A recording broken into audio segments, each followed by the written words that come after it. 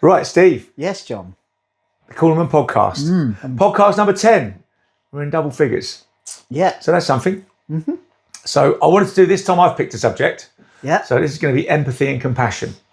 So first of all, I thought, we obviously try and do things or feelings or whatever that are linked to the service. And I thought this might be a good one to do empathy, and compassion got linked into that. But I'm going to explain to you first. Yeah, do, because obviously... It just seemed like such a simple idea. Empathy is about feeling, concern or whatever for other people. So I thought maybe we should do that. Maybe we need to be more empathetic as a society. How does it affect people's feelings in the service? That's what I thought initially. And then I started thinking about it a bit more. And I thought, no, this is way, way, way bigger. So where I started thinking about it, so first of all, you've got to define what empathy is. And I think the simplest explanation that everybody would say is empathy is an understanding of other people's pain. But I don't think that's a very good explanation. I don't think that's a very good definition. I think empathy is really an understanding of how other people feel. Okay. Now, we often think of that wrapped in a nice cuddly thing. So understanding of how other people feel is a good thing, and then that makes us more compassionate. But does it? Because to me, empathy is a particularly human trait. I'm not saying it's exclusively human, but I'm saying it's particularly human and particularly developed in humans. And I think if you trace back our ability to empathize, you can probably trace back the beginnings of good and evil. You can trace back all these sort of things. Because if you think of a lion, I love to get the lions in. It's like a lion. I always like a lion. Middle-aged men love lions, Oh, don't I know. we? Let's get it on our Facebook. Yeah. Still king is still going. So when a lion kills an antelope, yes, we don't expect to have sympathy for the antelope. We don't expect to have empathy for that. It just does it because it does what it does. Okay, and it probably feels quite good about it because that's what it's doing, what it's supposed to do. Similarly, when a lion comes in and takes over a new pride, it will kill all the cubs. But it does it because that's what lions do. It doesn't feel sympathy for the cubs, doesn't feel sympathy for the lioness, the mothers. It just does it because that's what it does. Okay, so, but as humans, so we excuse that and we don't say that's evil behavior because there's no empathy in the lion. The lion is just doing what the lion does. But if you take a comparable performance of those actions in a human, you would say that's evil because the human should understand the amount of pain and distress it's causing. And we kind of define evil very broadly as causing pain and distress, deliberately. Yeah. Or often unnecessarily. So we say that is what evil is. So I think our feeling of empathy, this ability to understand other people's feelings, goes back a long way and goes back to defining, our sense of good and evil. And are you trying to also say that we are there's something different? We are sentient beings. We have a different kind of way of thinking.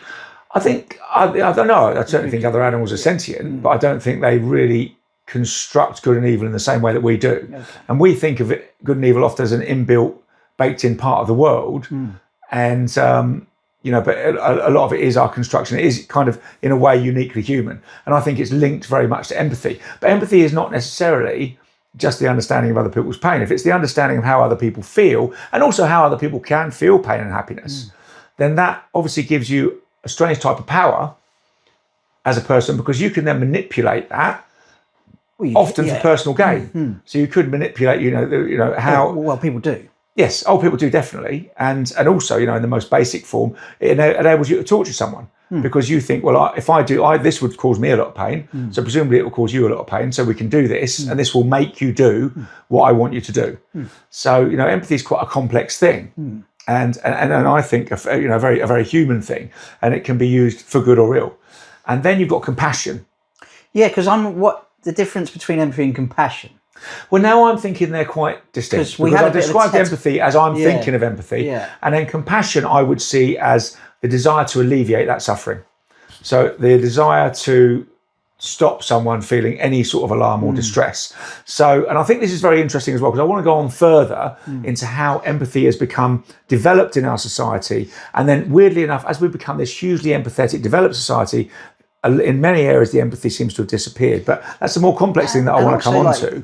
Because I'd be interested as well, John, because obviously I've been away. First time we see it, but this subject is one I've seen you get most animated. You've put a lot of thought into this. So I'll be interested in what kind of sparked it on some level as well. Yes. Well, I will come to that. But while we're defining empathy, before I go on to how it's kind of come around in our society, I look at compassion. So to me, compassion is the desire to alleviate suffering. And if you look at that compassion in its most baked in form, generally to all people, but I would say particularly in mothers, it's a form of extreme agreeableness. So if you get an infant, anything under like 1 year old, you just want to alleviate the suffering of that infant all the time. You want to see to its needs, you want to pander to its needs, you want to do everything for it, and you want to stop it crying, And also that deep compassion is what stops you when it's 3 o'clock in the morning and the baby's been crying for ages and you haven't had any sleep and you've just lost your job and you've had a big row with someone. It stops you throwing the baby out the window. You have complete compassion. That and double glazing.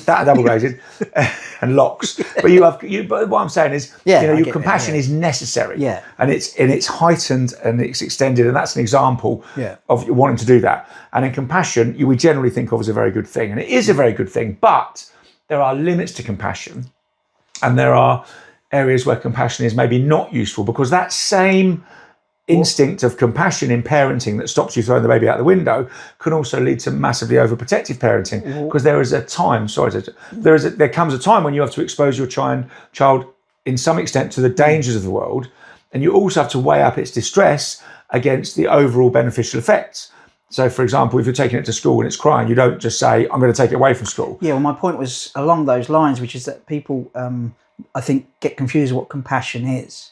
And people do, and we'll talk about it a bit more, but it's along those lines where people think they're being compassionate when actually not, they're being selfish. But I'll get, or using it for other means, but I'll get to that. Well, a great example I thought of that as well is if you go to a care home, an old people's care home, generally there's a protocol in those care homes that you do not do for other people what they can do for themselves. Yes. So if somebody is struggling to eat, your empathetic and therefore compassionate response might be, I help you. I help you eat. Okay. But if they can still do it for themselves, even if they struggle, do not do it for them. Because if you do it for them, you will take away their ability to do it completely. Exactly. And that's not helping. No. So in fact, you're hindering. Yes. In fact, you're doing damage. Yes. I had a conversation similar with someone this week, and they were saying, we were talking about the Cornermen, what they do, but we described it as stabilizers, because they can ride a bike. They learn, and we are there to take it. The stable.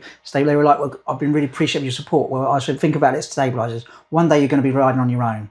At the minute, we're kind of, when you're a kid and you hold the bike until they're off. Yes. And then one day you're going to be doing jumps and stuff and you don't need us. That's where we're going. Yes. And so some people say if you let go, that's not compassionate. He's going to fall over. Yeah, he will fall over a couple of times. Yes. But they've got to learn. Otherwise, we all need to learn. Otherwise, you've got to do it yourself. You've got to be the hero of your own story. Because when we think of that movie that everybody's got running in their heads, we go back to Shawshank. When you're running along and you let go of the bike and they go on their own and they realise they're preparing themselves, there's that, oh my God moment, that's proud moment, and there's that amazing moment for the kid. But it is always just the prelude to the fall. Oh yeah, Maisie, she was like... we don't show that bit. She was like... And then she was on her own, and then she kind of realised, and she looked around and smiled how pleased she was, and then just bang, so that's it's that kind of, it's not, some people think doing everything, being so kind, is compassion, and actually you're not helping. Well, I would say you are being compassionate. Okay, fair compassionate, as we've defined it, is trying to alleviate somebody else's suffering. Yeah. But maybe being compassionate is sometimes not being kind. Yeah, okay. Because you are, like you say, you're actually doing harm. Yeah. Like I say, Yeah. So so coming back to that empathy thing, and expanding on that empathy idea. So, it's that ability to feel how other people feel, and we hope that you would act on that in a compassionate way, not a manipulative way.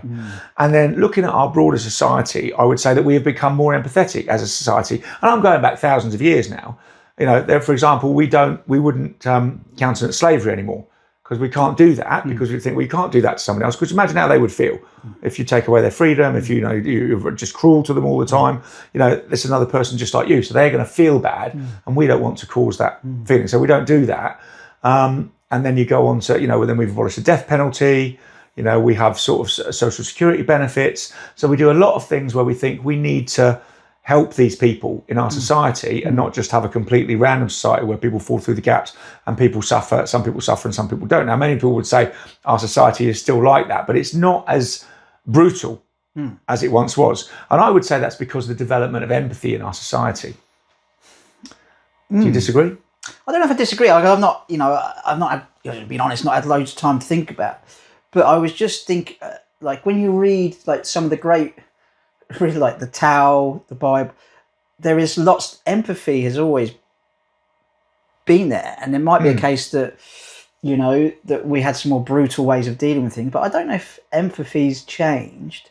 That's just a side thought. I'm saying I think it's more ubiquitous in our society. There are lots of things, even in my lifetime, there are certain things that I can remember as a child that we would say, no, we don't do that anymore. For example, domestic violence was more widespread. Yeah. Fighting in the streets was more widespread. Yes. 50 years ago than it is now.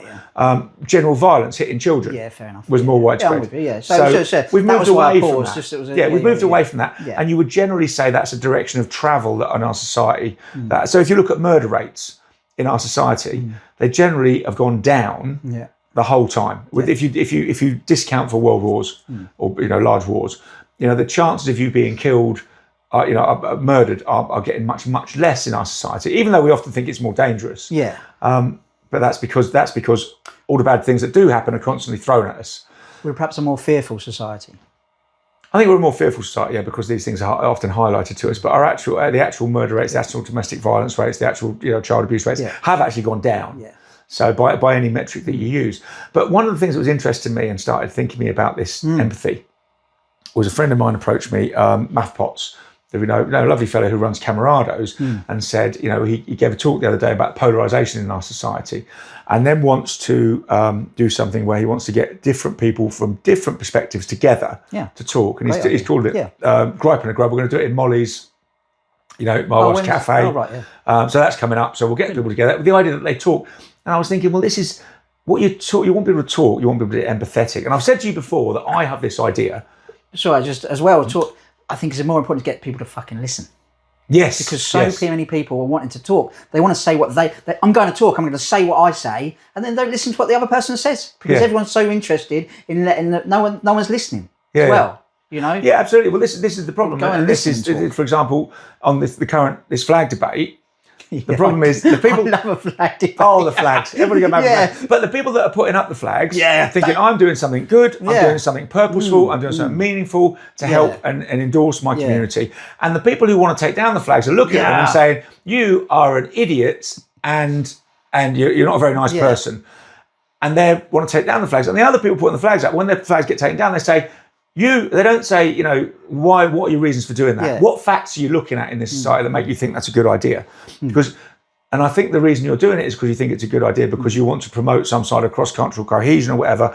But I think you're mistaken in your interpretation of facts. They're not saying that. No. They're saying you're an idiot and you're not a nice person. Yeah. So both sides are looking at the other and using no empathy. Yes. So they're just all listening. Properly listening. Yeah, they're just saying this is a terrible person. They make stuff. The amount of stuff I see gets shamed that people just will believe anything about the other side.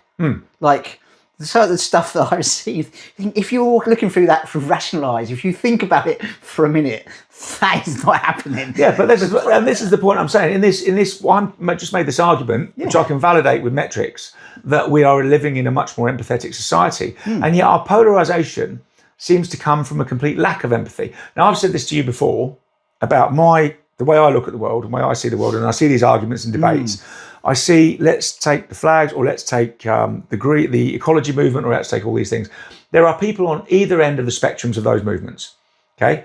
And I think they both want the best. So if you take the green movement, take the ecology movement, there are people who say, listen, our planet is dying, it is imminently going to die, we've probably gone too far anyway, and it's really necessary that we do take extreme and drastic action now. There are other people that say, well, I've looked at the same facts, and as far as I'm concerned, the planet's producing more food than it's ever produced. It is likely to go on doing so for some considerable time. There are temperature fluctuations, and there's nothing to worry about. So those are the two opposing points of view. But I would say one side is looking at the other and saying, well, they're both looking at each other and saying you're a complete idiot, you've completely got the wrong end of the stick, and you're going to damn us all to hell in a handcart. How much do you think ego plays a part in each one? Is that they don't want to listen because they want to be everyone wants to be right. I think there's that largely, but I'm looking at both perspectives and I'm saying, listen, I think you over here say, what are your motivations? Let's forget, what you think the metrics are. Let's forget any science that you're using. Let's forget anything like that. what are your motivations? Generally, I think their motivations are, I would like to live in a healthy, happy world that's safe for my children. You know, I want a nice community. I want a decent climate. I want food to be plentiful. They both want that.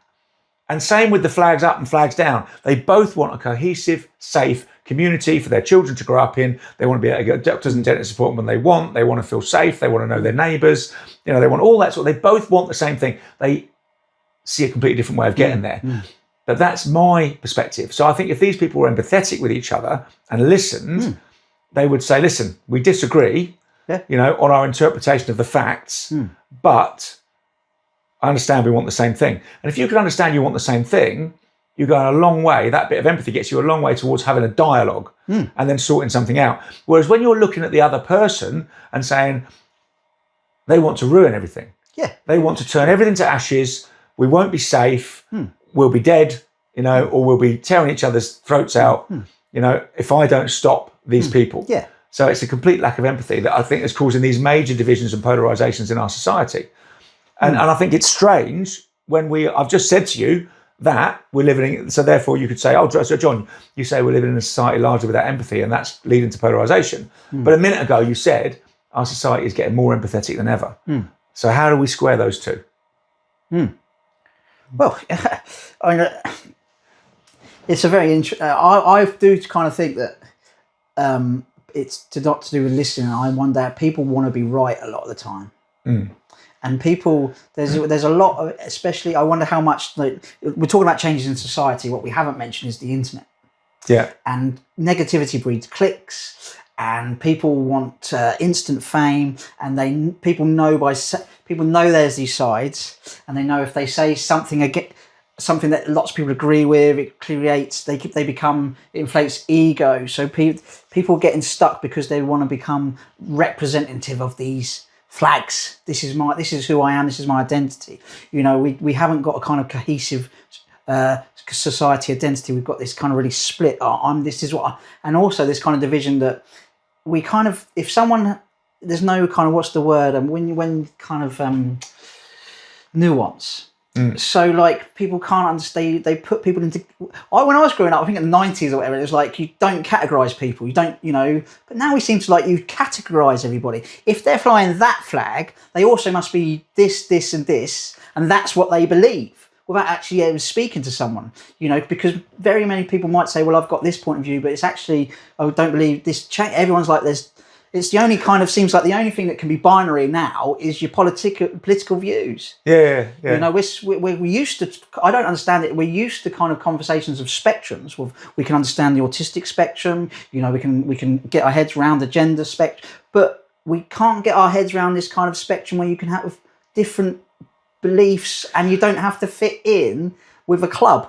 I mean, it's interesting, a lot of it reminds me, I'm a football fan, and football fans are online are just completely biased. They're entrenched in their camp. It's our team, and it seems like a lot of everyone just wants their team and not prepared to listen to anything else anyone else is saying.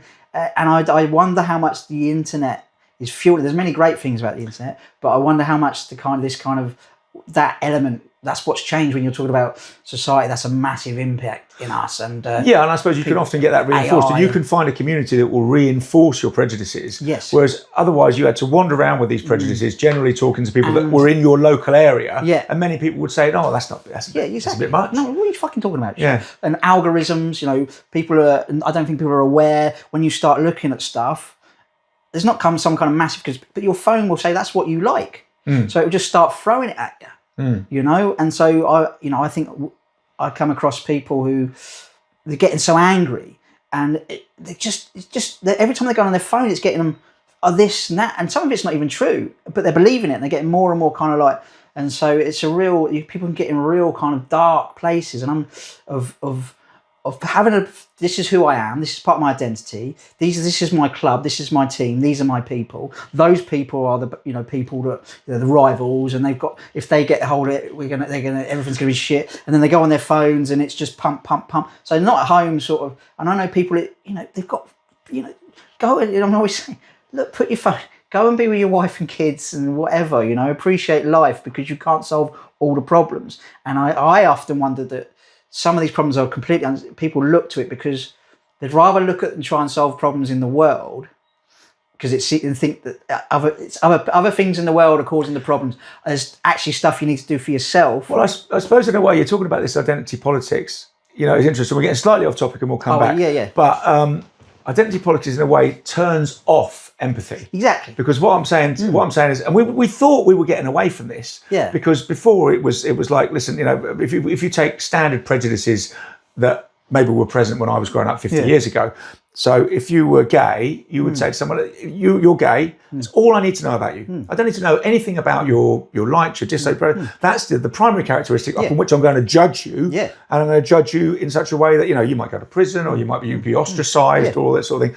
Or the colour of your skin. That's your primary characteristic. Now, from my prejudice, I can say that all people of your skin colour act in this way, have these thoughts and all that sort of thing. So these were things that we were trying to move away from, this single identity.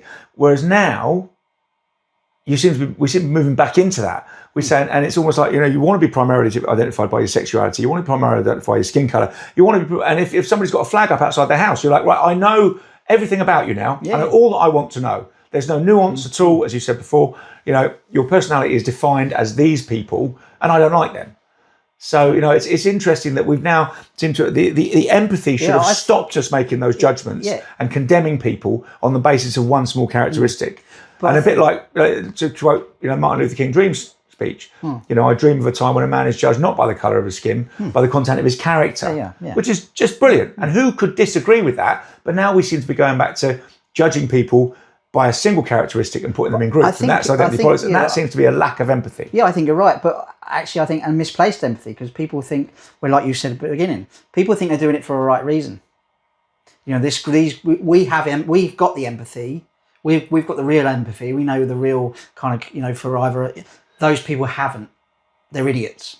Yeah. It's us the ones with the empathy. Well, there's also the idea that if I have this empathy and I link that to compassion, so if I identify someone as suffering, let's say, the trans debate, I identify somebody who is trans as suffering within this society because they're not getting the proper recognition they deserve.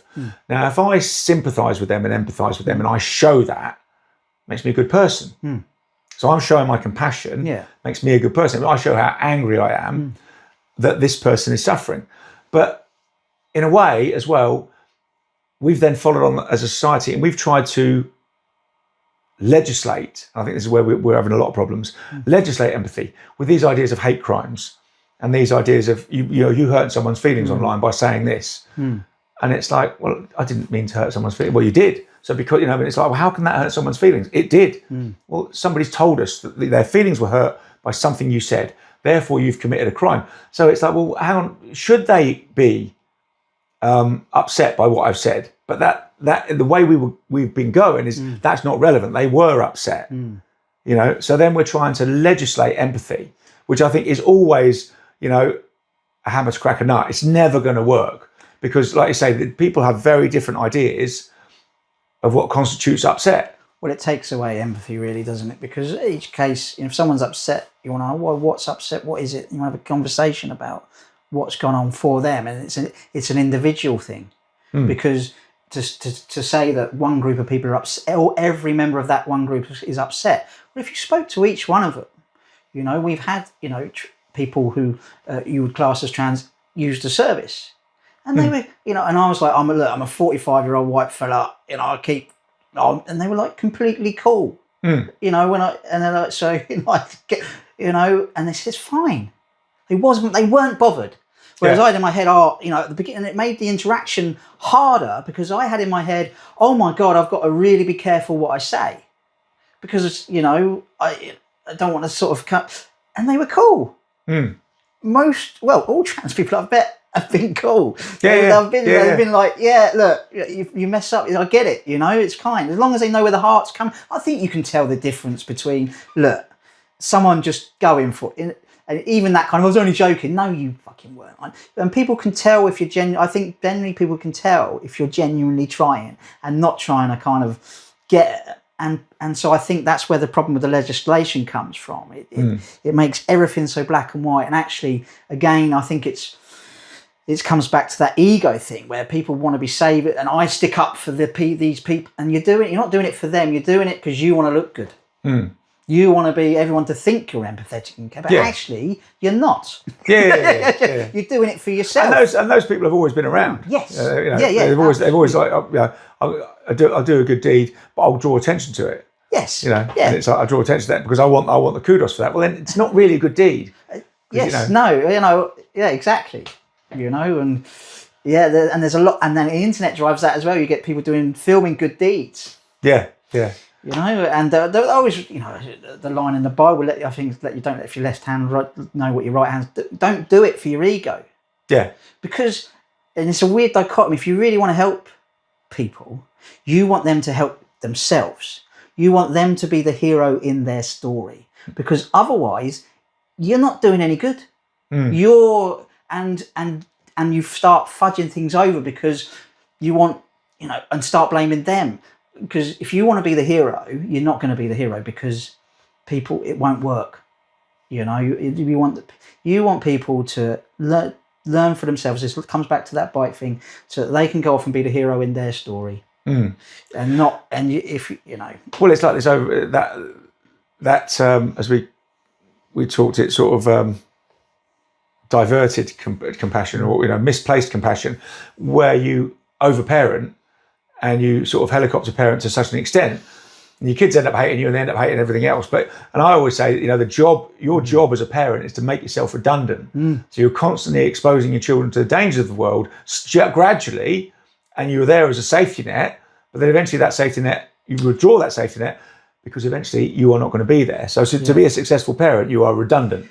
And I think it comes to a lot. People don't like the icky feeling of not being liked, making decisions that people don't like, and people wanting I want to feel like I'm a good person because I've never done anything. Well, sometimes you need to tell someone no, and doing the right thing doesn't make. One of the things I learned, especially in homelessness, was sometimes doing the right thing makes you feel like absolute shit, and you're wiped out for a day or so because you've had to make a decision. We were talking about the community, so you've got the community to look after.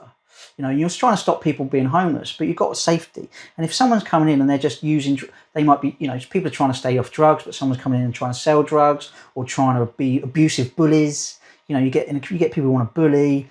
Sometimes the better thing for that community is for you to say to that person, "You've got to go." But they're obviously going to say, "Look, what you're supposed to be helping homeless people, and you're going to make me homeless."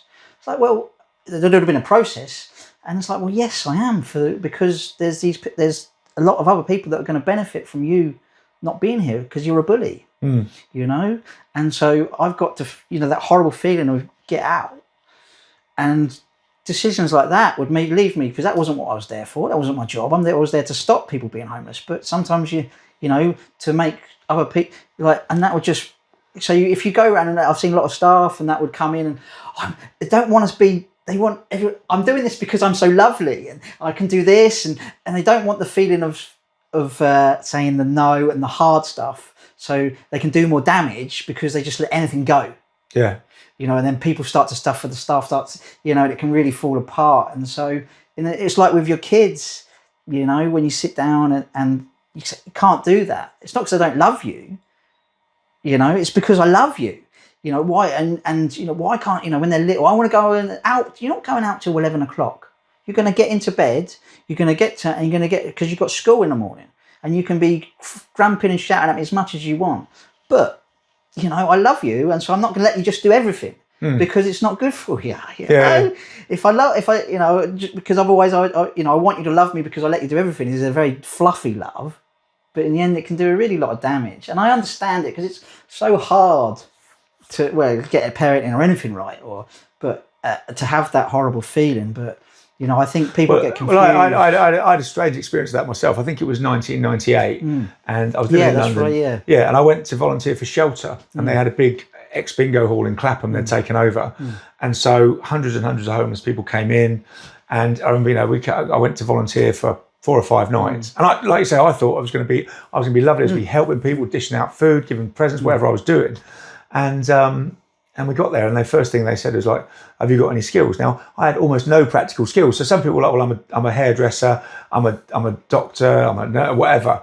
And it was brilliant. Say, I can sing. I brought the guitar. Yeah. So I had kind of no real practical skills, but obviously with a background in boxing and being the size that I was, they were like, "Well, look, what you could do would be really useful to us is if we have to eject people because we've got a strict no alcohol, no drugs policy." And if anybody does come in, we have to eject them, and sometimes they can get a bit nasty. Yeah. So that's what I had to do. So I mean, it was freezing cold, and they were like, and if so, they would say, look, you can't. So that obviously people were using and drinking and bullying, and there were things going on, and the people who were running the shelter would make the decision that you said, look, you have to go. And then I would be generally called upon to help facilitate that decision if they got a bit funny about it, which they did. So. It was strange because, like you say, I went to help from this big empathetic idea. Yeah. I don't know, I didn't know. But effectively, I ended up throwing homeless people out onto the streets in the cold. Yeah. And so it kind of didn't feel like that to me. Yeah. I know I can, intellectualise it and I was doing the right thing. But it still feels awful. Yeah. And so it was a bit where people said, oh, you volunteered to help the homeless over Christmas. Isn't that lovely of you? And it's like, well...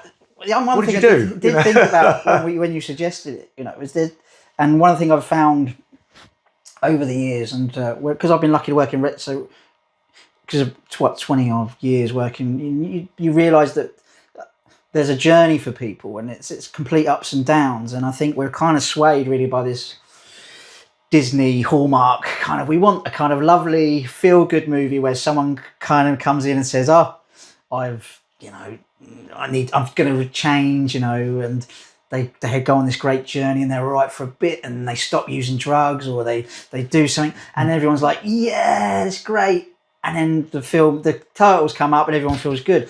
But I feel like when you let go of the bike, the film stops. Yes. They've gone 10 yards, it stops before the crash. And I think that's a massive problem because it fools everyone and that's why, part of the decision with the Cornermen where we don't say, well, you come and there's a time and people are part of the kind of club, if you like, is because of that. Yeah, you've remained sober or something for six weeks, brilliant. But there's a test coming, and if you go wrong, and everyone's been sort of celebrating how great you've been doing, even in your own head, oh yeah, no, I've cracked it, and there's not that realization I've fallen off the bike, I've got to get back on. You feel like And so I think that's difficult as well. I've seen it for staff and family members where they're like, yeah, and it's the journey, and even it could be, but there'll be other things, what we talked about before. There'll be a death, there'll be a grief. So, I think there's this kind of false hope, unrealistic, that that we kind of have to come up against in some of our services or whatever, where. And people who enter wanting to do good, if we bring it to compassion, maybe someone that wants to go and get involved in helping others, they come with a lot of compassion, and what happens is they maybe have to deal with this kind of setting down rules or boundaries, which is part of compassion.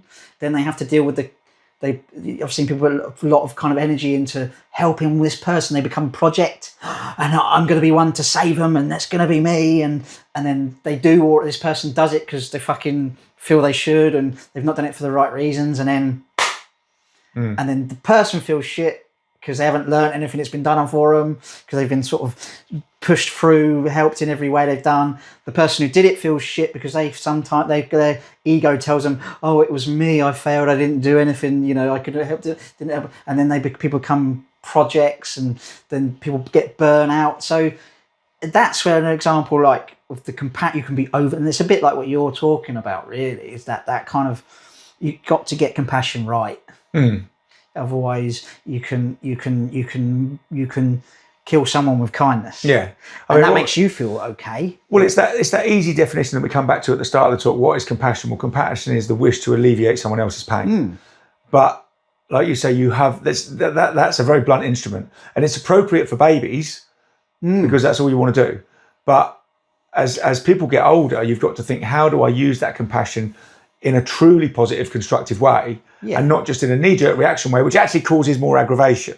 Yeah, well, because a baby it's a bit like, it's just instinct. The baby's just got this feeling what's going on, it's hungry, fucking what's this fucking feeling? What's going on here? Ah! And then a mother knows. So it feeds. It's not kind of thought, but as we develop, I think, you know, we start to be thinking creatures, you know, and looking at the world, we need a bit more understanding, you know, and we need a kind of to what we're trying to do for ourselves and everybody is to kind of get a self. I want to stand on my own. You know, I don't need to have to rely on someone to prop me up. It's much better if I can do it on myself and I can help others for periods when they do it. Because if you kill someone, can't you do everything for them? You make everything easy. You know, when it stops, like a good example really is we work with people who have always lived at home and their mother has been, you know, really sweet and loving, and through compassion, they've sort of said not had to move out, never had to pay rent, you know, and then they get fed, and, you know, and people, you've seen people not, you know, can remain eternal children in a way, you know, guys that you know, and that's understandable, but the inevitable happens in the fact that people's lives end, and I can think of one person who was saying that his mother did that. He's thankfully young enough. Now he's got a job and he's moving into his own flat. But he told me, you know, I didn't realise my mum did everything for me, and she did, and then she died, and I did not know what the fuck to do, you know. And his mother wasn't a bad person. He knows that. He knows his mother loved him, but what he kind of didn't get left with was the ability to survive. You know, and thankfully he is a young lad, and he's doing. You know, I'm pleased to say he's done really well. And this week was messaging that he's got a deposit on a flat, so it's massive. And he's not a silly boy. You know, he's a clever lad. But thankfully, because he was able to realise that when his mother died. But he was saying to me that she had done everything. I didn't know what to do. I had no life skills. I didn't know how to click. You know, because she had made sure that I did everything. And so when you can't mitigate for these kind of things in life that will happen. Yeah. And so, you know, when if we do take, which we are, you know, be a bit morbid. What we're preparing our children to do is to be life without us. Oh yeah, totally. Like I say, and that's why you make yourself redundant. And I've noticed that in my parenting at the moment. There's certain things I've withdrawn, certain things from the kids. Like, for example, you know, recently, you know, the twins have gone up to their 11. They've gone up to secondary school, year 7. Yeah. It's like, we have to remember your bags. Like, I forgot my bag, Dad. It's well, you know, I'll get detention. Yeah. I'm not going back for it. That's your job. Yeah. So you've got a job. You're old enough now. I won't pick up clothes off their floor anymore. Yeah. It goes in the wash basket. Whereas before I used to do that. No, I'll wash it. Yeah. I'll still wash it. Yeah. But you have to put it in the basket. Yeah. So there's things like that you withdraw as you go along. Yeah. And you're not doing them a favour by not withdrawing those things. Yeah. And interestingly, you know, and my wife was very good at that, and she always struggled, I think, with that feeling of, you know, having to, like, am I being too, you know, you want to be loved completely as a mother, and she's loved, but not that horrible, icky feeling of when you say you've got to do it. Yeah. And you know, I've got, you know, thankfully, you know, Lily is able to get up at 4 o'clock in the morning and go work with horses all day. Maisie's able to hold a job, and so I think, you know, and now that we're on our own, it's like, well, we did our job, you know, and they message us, but they're living their own lives, and it's really hard because you're like, I want them to be, I want them to be, but I still want them to see me sat on my lap fucking watching SpongeBob. But that would be weird with a 19-year-old and a 20-year-old. You know, need, you know, and it's hard, but it's also a kind of celebration that they're living their own life. We did our job, you know, and they'll come back and see us. But it's over. That part of our life is over now, and we have to go through a bit of a grieving period. You know. Do you ever see, and thinking about this as well? We're talking about this modulated compassion or controlled compassion, and what about empathy? Do you ever see people coming in the service where they kind of need to work on their empathy? Because I think sometimes we need to do that. Because I mean, I've had a particular relationship with me where I've thought this person is out there. It's maybe best, you know. It's all very negative, and then but my empathy, rightly or wrongly, has then kicked in. I've sat back and I've thought, hold on, let's think in more detail about why they're behaving like this, more detail about what they're feeling, and that's changed my behaviour towards them. Yes, you know, in an empathetic, in a compassionate way. I think that comes not over the top, but you know, sometimes I can be a bit. Yeah, and I think it's easy because sometimes, but I think that comes down to listening.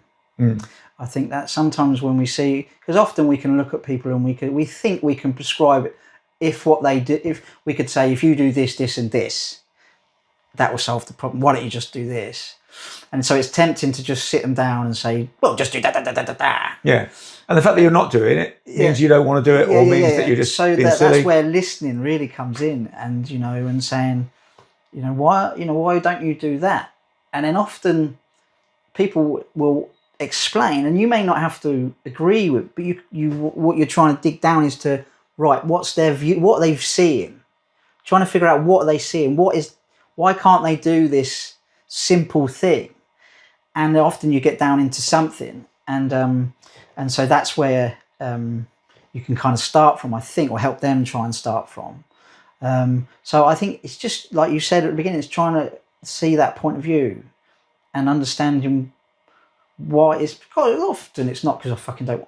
There's something there, and there's a reality that sometimes and this is where when we're talking about the kind of Disney film, sometimes people can't get over it, and that's just a sad fact, and that's why we lose 12 men a day to suicide. That it isn't all really cheering everyone up with this podcast, but that is the reality. It doesn't always work, unfortunately, and people don't always change, and that's one of the things we have to deal with within the service when we see young men, particularly with a lot of potential, and they've got a lot of, and you want to get them and shake them. But as I always sort of think, the good news is they're young. The bad news is they're young. They're not going to listen, because we all will like it. But you kind of still do that because you hope further down the line that they'll remember some of the things you said, and that happens sometimes. People, and that's where you've got to not want to be the hero again. Because they need to be the hero of their story, and there'll be different people they'll meet on their journey, if you like. Well, that's also that thing about guidance is that and with children as well. I mean, having children. When I first had children, I didn't know anything about having children. I thought, well, if you do this, this, and this, then surely everything will be fine. But you realise you're not as big an influence as you think. You're a big influence, but you're there to, when you guide, you're kind of nudging. You're nudging a bit. They're their own personality, in their own direction, and you're just nudging them a bit here and there. And sometimes you say that little nudge can really have a massive effect. And it's understanding as well, I think, how people see the world. And this is talking about this polarisation. You think, again, going back to that facts thing, I was thinking, well, if I did this when I'm parenting with just the right amount of sport, just the right amount of education, everything will be fine. But when you go out into the world, you think, well, I'll interpret these facts. But what you don't realise is there's far too many facts for you to ever make any sense of them. So what you do is you filter those facts through your personality. You say, well, this I like this fact, I like this fact, and so you come up with a different view of the world. And sometimes you can that can be amended by other facts, but generally it's your personality that has pushed you in certain directions. And so that's why we get extreme left, we get extreme right, we get all these things. They're looking at the same set of facts in the world, but they're not looking at the same set of facts. They're looking at facts that they filtered through their personality because there's too many facts to take hold of. So that's why people, I think, come with these different viewpoints, and you've got to kind of think of that and be a bit more empathetic about why they've come with their viewpoint. Yeah, and I think you've got to, and analogy both ways is, and that's where when people get offended, I think we've got to be more prepared to be offended so we can get through and learn and listen to what people are really trying to say. Because I think there's a kind of, I get offended, I'm shutting up the barrier.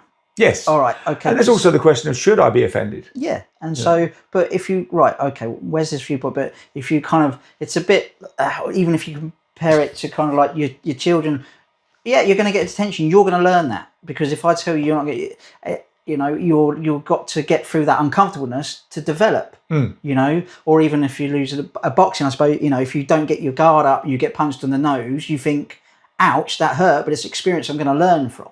And there's many ways if you start listening rather than just reacting to a word or what somebody is saying or jumping straight in when as soon as someone mentions the word, trans or immigration, that right, just hold your fire for a bit. Let's try and hear and let's listen and come. I think that's a massive part. People are so keen to talk. No one's listening. Yes. And really hearing what that doesn't do is give the proper picture. So where you can see it if you go scroll. I mean, one of my guilty pleasures is to scroll through the comments sections. They are brilliant. No one is listening to each other. Everyone just wants to get their little, and some of them are hilarious. You think, where have you got that from? And people, and so everyone's like just prepared. They get, I hate the word triggered, but they're looking for, and they come in and they assume that person's that and that. We're not going to get anywhere till people just shut up, listen to, and hear what the other person's trying to say, and then and like you say, often you get down to the nub, which is, if you think about it in the service, we're listening to get down to the nub. It's very common. You could go, oh, I see where you're coming from, but that, and then you can say, well, that's not quite right, but I understand. And as soon as you can say to someone, it's much better to say to someone, I can understand what you mean, and actually I can help you get away from that, and rather than say, you're an arsehole, you're this and this, because the barriers come down. And people will be like, oh, I'd never be the same as them. Because if you're exactly the same as them, you're entrenched in your thoughts. And I think it's to keep drilling down into why, what's driving that, why. And when you strip away all these things that people have constructed around this belief system, around this desire, which is probably a good desire in the first place. And you know what? That can take them to a strange place. But the best thing is, and probably this is what people don't want, is the person will figure they'll go, as they more talk, you start to, oh, hang on, and you just ask good questions. Well, why do you believe that? Well, you give someone enough time, they'll go, oh, okay, well, but people probably don't want that. They want to be the one to tell them, so that I told you I was right. They want them to be right, But I think I agree with you that if you drill down to most people, everyone is pretty much on the same page, and that probably terrifies them. Because they don't want to be like that person. I'm nothing like them. You're fucking exactly like them. Well, it doesn't make you individual, does it? If you think fundamentally we're all after the same thing. We've just got slightly different ideas of how to get there. Well, honestly, the analogy between, if you go on football forums or any kind of forum, so I'm Arsenal, I'm arguing with a Tottenham fan, none of us are going to change our time. So what's the point in arguing? Because we're entrenched in our belief. So it's no point in argument. But ultimately, we're exactly the same. Because we're both arguing we both have the same experiences. We both enjoy the same thing, and actually, so do you know what I mean? It's like, well, that's that weird thing about tribalism and about football, and especially from someone who's never really got football, massively. It's like, I would say to you, well, Arsenal and Tottenham, so you're both North London teams. Do you know what I mean? You're both really into football, both from the same area. You must get on famously. Fuck off. Newcastle, Sunderland, Liverpool, Man United, you go on forever, but the closer they are. Tribalism. So, it's like when you're at school, you've got the other schools, why? Because they're from, all right. Well, the postcodes. Oh, that was a brilliant one, the postcodes. So, you're a different postcode to me. So there is. Well, who made that up? But ultimately, it's the same. They're exactly the same. The more similar they are, in a way, the more likely they are to fight. Yes. So think about the root cause of it and listen a bit more. Right, I think we'll. Is that all right? I think we'll tie it up then, Steve. So I think we covered empathy and compassion quite well. Maybe a bit of ego in there we covered as well, John. And we covered a lot of stuff. Parenting. We chatted all parenting, the bike. Lions, I've got the lions in. I'm always pleased with that. Middle-aged men, ain't we? We'll have some wolf t-shirts on next time. Well, maybe we should change the name of the pod Lion's cafe. Den. The Wolf's Lair. The Wolf's Lair. Yeah. Wasn't that Hitler's? No, that was the Wolf's. That was the Eagle's Nest. Oh, right, okay. Yes, but he was on the same page, Maybe we don't want to end on Hitler. See, after all that talk, we managed to avoid Hitler or Nazis until the end. And then it just came in, didn't it? It just had to come in. It was unavoidable. Right. We'll best stop now then. All right. Cheers, Marky. Cheers, Marky.